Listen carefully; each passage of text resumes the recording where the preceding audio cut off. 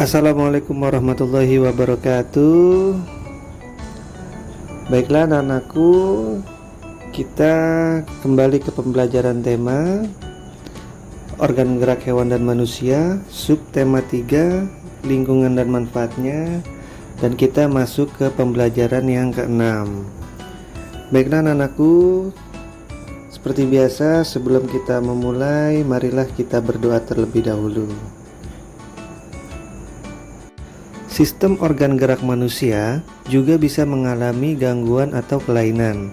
Faktor-faktor penyebab gangguan atau kelainan antara lain disebabkan oleh kebiasaan yang salah, pola hidup yang salah, atau bisa pula karena pembawaan sejak lahir. Pernahkah kamu mengalami gangguan kesehatan yang berkaitan dengan anggota gerak? Jika pernah, bagaimana aktivitas yang kamu lakukan? Terganggu kan? Terganggu bukan? Untuk itu, kita harus menjaga kesehatan organ gerak kita semuanya. Pada kesempatan kali ini, kita akan mempelajari tentang cara mencegah terjadinya kelainan pada organ gerak manusia. Cara mencegah terjadinya kelainan pada organ gerak. Pertama, rakitis. Agar terhindar dari rakitis, dianjurkan untuk berjemur di bawah sinar matahari selama 10-15 menit sehari dan mengkonsumsi makanan yang kaya vitamin D seperti kuning telur, ikan tuna atau salmon, minyak ikan, roti, dan juga susu.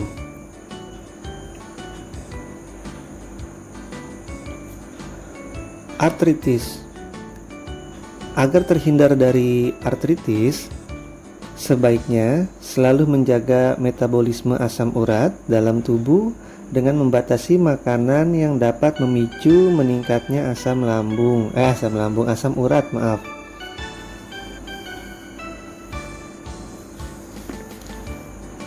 Lordosis, kifosis, dan skoliosis.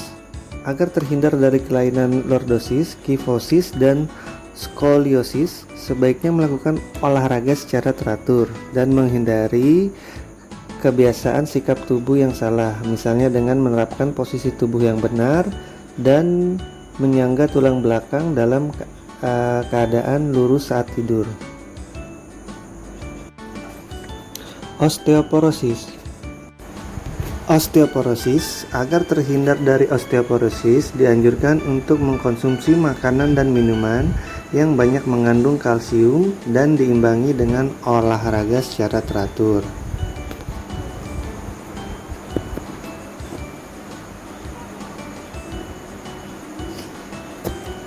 Anak-anakku semuanya, demikian tadi cara mencegah untuk terjadinya kelainan terhadap organ tubuh manusia. Nah, sekarang coba perhatikan kebiasaan yang salah berikut ini. Kebiasaan tersebut dapat menyebabkan gangguan terhadap organ gerak. Yang pertama, dapat menyebabkan tulang punggung terasa sakit dan sakit mata. Dan gambar yang kedua, dapat menyebabkan tulang punggung membengkok ke belakang. Dan gambar yang ketiga, dapat menyebabkan saat bangun leher terasa kaku. Dan di gambar keempat, dapat menyebabkan tulang belakang bengkok ke samping atau skoliosis. Dan pada gambar kelima, dapat menyebabkan tulang punggung bengkok ke belakang atau ke depan.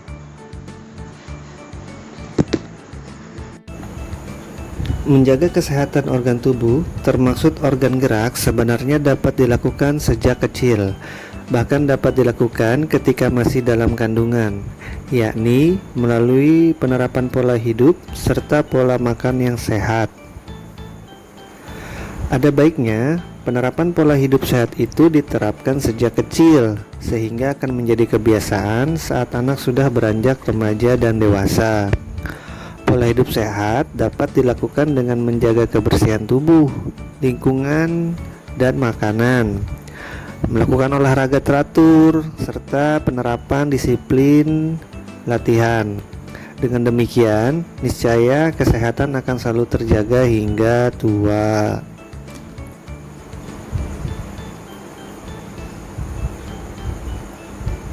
Anak-anakku semuanya, untuk menambah pengetahuan kita, sekarang akan kita baca artikel tentang bocah terkuat di dunia yang memecahkan rekor. Biasanya, seorang anak kecil sangat senang menghabiskan waktunya untuk bermain dengan teman-teman sebayanya. Tetapi berbeda dengan Giuliano Storr. Sejak umur 2 tahun, dia lahir tahun 2004, sudah diajak ayahnya ke tempat gym. Pada awalnya, dia hanya melihat-lihat sembari melakukan latihan kebugaran tanpa melakukan aktivitas dengan beban. Namun sejak berumur 3 tahun, sudah mulai berlatih dengan beban yang berat. Namun tetap selalu diawasi oleh ayahnya.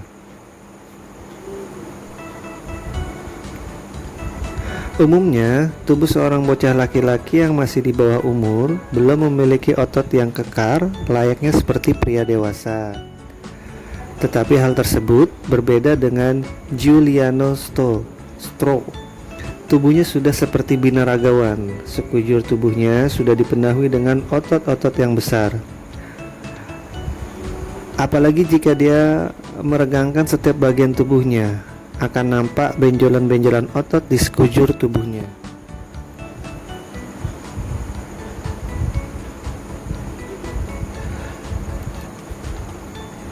Untuk mencapai tubuh yang sedemikian kekarnya, Giuliano melakukan latihan angkat beban 2 jam sehari bersama dengan adiknya. Olahraga ini dikenalkan kepada mereka sejak berumur 2 tahun oleh ayahnya, yang tentunya juga mendapatkan izin dari ibunya, Ileana. Keduanya pun telah menguasai teknik flag atau bendera. Teknik ini mengharuskan mereka berpegangan 2 tangan pada tiang dan mengangkat kedua kaki sejajar dengan kedua tangannya, layaknya bendera yang sedang berkibar pada tiang. Tentunya dengan kondisi tubuh yang kuat, sepertinya mudah saja baginya untuk melakukan gerakan tersebut.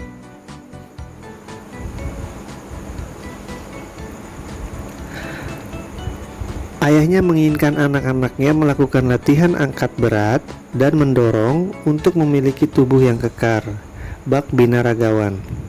Bukan tanpa sebab, ayahnya terinspirasi oleh mantan atlet binaragawan dunia yang juga bintang film, Arnold Schwarzenegger. Saat ini, idolanya tersebut menjadi gubernur California di Amerika Serikat.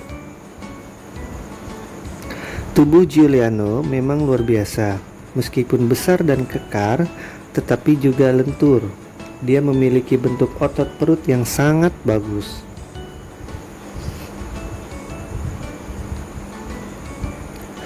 Ayah Giuliano memastikan bahwa program latihan yang diberikan kepada anaknya sama sekali tidak membahayakan.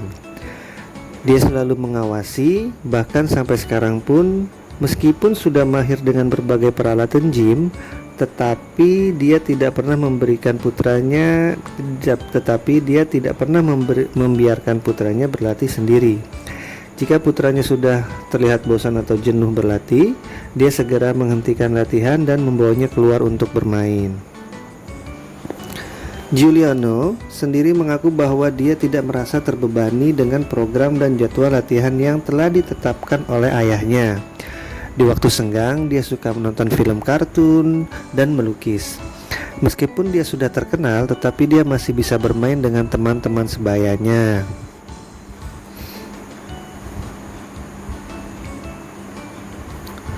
Ayah Giuliano memastikan,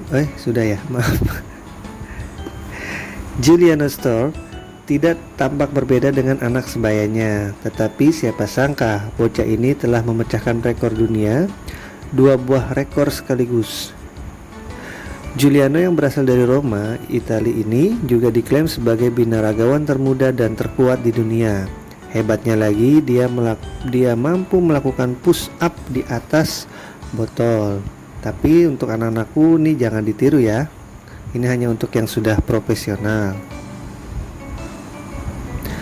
Rekor pertama yang dipecahkannya adalah berjalan dengan tangan tercepat sambil mengapit bola. pemberat di antara kedua kaki. Adapun rekor keduanya adalah melakukan air push up terbanyak. Air push up adalah push up yang dilakukan dengan cara kaki yang diangkat ke udara. Dia berhasil melakukannya jauh lebih banyak dibanding lawannya. Bahkan lawan-lawannya tersebut ada yang lebih tua darinya. Meskipun banyak meraih prestasi, dia juga mendapat banyak kecaman karena dianggap latihan binaragawan untuk anak belum pantas untuk dilakukan, apalagi di usia yang masih mengalami pertumbuhan. Namun ayahnya menampik kecaman tersebut dengan mengatakan bahwa latihan yang dilakukan Giuliano aman dan di bawah pengawasan.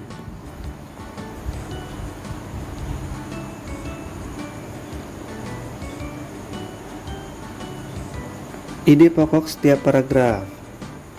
Paragraf pertama, Giuliano Stroh berbeda dengan anak kecil pada umumnya. Sejak umur 2 tahun sudah diajak ayahnya ke tempat gym. Paragraf kedua, Giuliano Stroh yang masih di bawah umur namun memiliki tubuh seperti binaragawan. Paragraf ketiga, untuk mencapai tubuh yang kekar, Giuliano melakukan latihan angkat beban 2 jam sehari. Paragraf keempat, keduanya pun telah menguasai teknik flag atau bendera. Paragraf kelima, alasan ayah Giuliano mendorong anaknya agar anak-anak memiliki tubuh kekar seperti binaragawan. Paragraf ke-6, tubuh Giuliano Stroh memang luar biasa.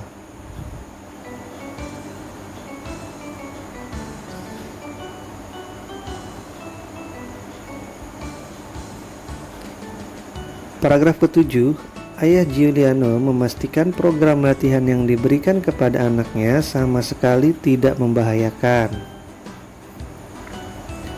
Paragraf ke-8, Giuliano mengaku tidak merasa terbebani dengan program dan jadwal latihan yang telah ditetapkan ayahnya.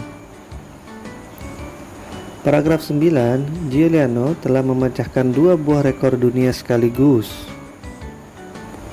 Paragraf ke-10, rekor pertama yang dipecahkan adalah berjalan dengan tangan tercepat sambil mengapit bola pemberat di antara kedua kakinya. Paragraf 11, meskipun dia banyak meraih prestasi, namun juga mendapat banyak kecaman.